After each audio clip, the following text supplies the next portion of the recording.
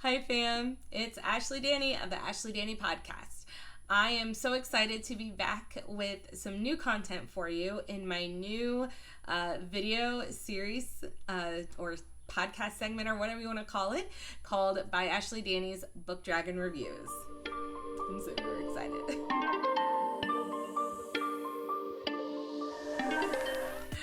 Okay, so what this is going to be is me doing quick reviews on the books that I read. So I, for my first video podcast episode that I did on YouTube, I did a longer version talking about Fourth Wing and Iron Flame, and I was doing spoilers and kind of talking about my thoughts and different things and what I liked and what I didn't like and that sort of stuff. This is going to be different. I'm going to be a little shorter, not very long, maybe 5-10 minutes at most, and talking about just a quick review of what I read, if I recommend it, what was good about it, what was bad about it. No spoilers. So that way, if it is something you haven't read yet and you want to read it, then you at least have my opinion on it. I know it's always good to hear people's opinions to see if you want to read it or not. Some people like that, some people don't, whatever you want to do. But as I'm going through my bookshelf of books I want to read, I want to share my reviews of each of them for my community. So, welcome to Ashley Danny's, by Ashley Danny's Book Dragon Reviews. Yay! So, I did a TBR list for the summer. I have 7 books that I put on this list that I wanted to read by Labor Day weekend. So the books on this list were Iron Flame, The Cruel Prince, The Girl in the Steel Corset, and then the other 3 books that go along with it, The Girl in this Clockwork Collar. I'm looking. The Girl with the Iron Touch, and The Girl with the Wind-Up Heart. And then the 7th book was supposed to be The Mighty Hook, which is a vampiric take on Peter Pan. But I kind of opened it up and started looking at it. I'm like, you know what? I'd rather just read this during Halloween. It's not really one that I'm interested in reading this summer. So I decided to add a standalone book that's been sitting on my shelf for a very long time called The Forgotten Book. So those are the 7 that I will be trying to finish by Labor Day weekend, and it's actually going pretty well.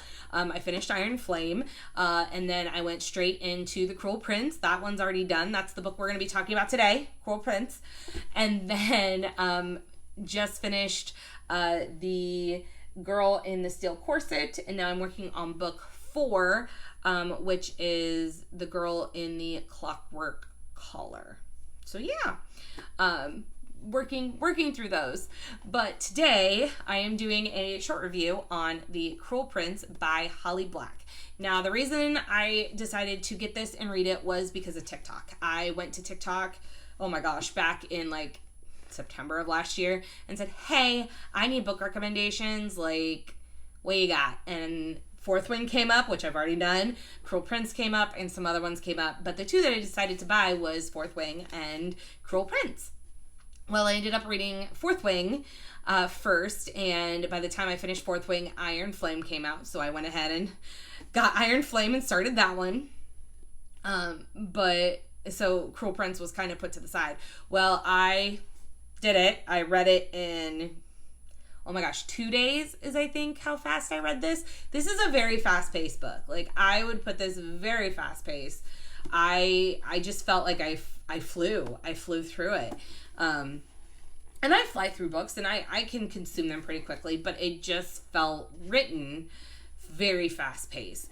And if you don't know what it's about, I'm just going to read the back. It's Jude was 7 when her parents were murdered, and she and her 2 sisters were stolen away to live in the treacherous treacherous high court of Fairy. 10 years later, Jude wants nothing more than to belong there, but many of the Fae despise humans, especially Prince Cardan, the youngest and wickedest son of the High King. To win a place at court, Jude must defy him and face the consequences.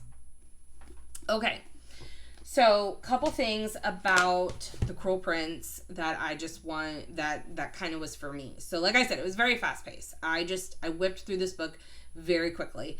And I'm gonna be honest, it was kind of bland in areas. Like, I went from reading Iron Flame and The Fourth Wing, where the character development and the plot development are so rich and so just very just it drew you in, whereas I felt like as I was reading A Cruel Prince, it just felt very bland in certain spots.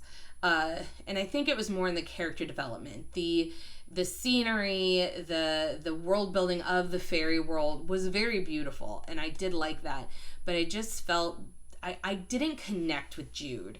I didn't connect with her character. There was just moments where I don't know. There's just a very disconnect with that.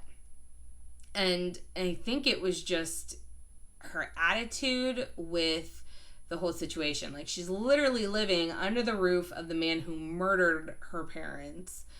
And just the attitude you would think someone would have in that situation was just not what I thought. Like, not how I would write it, which is fine. Like, this is Holly's story, and I'm not tearing her down as a writer. I'm not saying it wasn't written well, but for my connection with the story, it just was very bland for me. It took me until about 3/4 through the book before I started actually getting into it. Like, I felt like even though it was written very fast paced, the story was very slow until one part, and then you see a flip switch, and then you're like, oh, this is cool. Like, what is she doing? What is happening? Now, I will say it was very predictable. Like, as soon as you find out some stuff, I called it. I'm like, yeah, that's gonna happen. Like, I called it 3/4 into the book.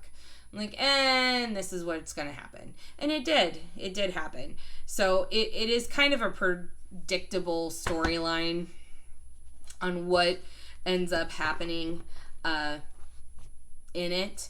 And it's funny because she does try to like say this is happening, but give you hints that this other thing was going to be happening, but it was so obvious that I knew that was not the right trail. So it's one of those books that if I look at it from a outside perspective, not worrying about my connection to it, it's a good book. I give this book a 3 stars. I do. Like, it's not a horrible book. It is a good book that I think that anybody who loves the fairy worlds would absolutely adore. But the personal connection point, I still give it a 3, but it's not for me. So anyone who just read Iron Flame, I would not read this after Iron Flame. Just not my recommendation at all, which is fine. I will say that I am interested to see what happens next, since what happened at the ending is very interesting. Not really, I mean, like I said, I called it, but it's not the ending that the characters thought were coming. So I am interested to see the second book, Wicked King. And I do have it on my to-buy list to read, but it's probably going to be a while before I actually continue this series. It's just not a series for me. I don't connect with it like I do with some other books, which is okay. But if you love fairy, if you love that world, if you're okay with violence, it's kind of gory in certain areas. There's a lot of just random violence, especially towards the end. Then Cruel Prince is for you. Like I said, not mine, but still very well written. So 3 out of 5 stars. No spice in this. Nothing. No spice. Absolutely none. Which is good, because I think there should be books out there for young adults, and all young adult books should not have the spice we see in Fourth Wing and ACOTAR and Throne of Glass. So if you're looking for clean fantasy when it comes to sexual content, here you go. I will say, though, that the love interest stuff that's going on in here is very annoying. Probably because I called it. So I'm just like, this is dumb. Like, it was a little too obvious for me. But again, I want to see what happens with the actual, like, there's a lot of, like, circling love interests, not even, like, triangles. There's, like, squares and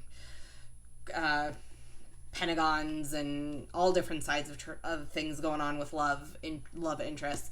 But the final love interest, like, the one that kind of solidifies at the end, I'm interested to see what happens. So I'll definitely pick up Wicked King, but probably not for a while. I have a lot of books that I want to read until then. So maybe someday I'll pick it up. But I'd love to hear your thoughts. Again, if you love this book, I'm so happy for you. I wish I could connect with Jude the way you guys could, or whoever you connected with. So let me know in the comments. Who did you connect with? What was your favorite part about the book? Is there a perspective I can look at that maybe helps me love it better? Or why didn't you like it? Do you agree with me? Are there other things you didn't like? Let me know in the comments. I'd love to have a discussion about it. Bye, family. I will see you next time for a By Ashley Danny Book Dragon review. Later.